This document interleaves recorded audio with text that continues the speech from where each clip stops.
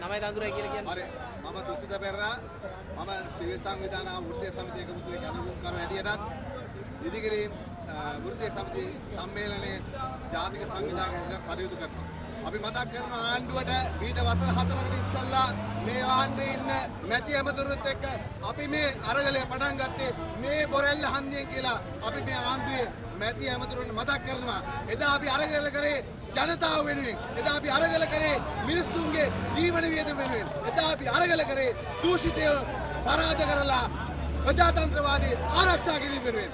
අද ඒ ප්‍රජාතන්ත්‍රවාදී ආරක්ෂා කරන්න අපිත් එක්ක එකට හිටපු මිනිස්සු අද ආණ්ඩුවට ගිහිල්ලා මේ රටේ ජනතාව බිමටම ඇදලා දාලා ප්‍රජාතන්ත්‍රවාදය නැති කරලා අපිට තියෙන අයිතිවාසිකම් සම්පූර්ණයෙන් බිමට දාලා අපි ආණ්ඩුවට කියනවා තවත් අපි බලාගෙන ඉන්නේ නෑ. ඔබතුමාට මතකයි දැනට අවුරුදු දෙකකට ඉස්සෙල්ලා මේ පෙළපාලිද අපි කිව්වා අපි මේ පාරට බහිනවා ඔබට මේ ආණ්ඩුව කරන්න බෑ.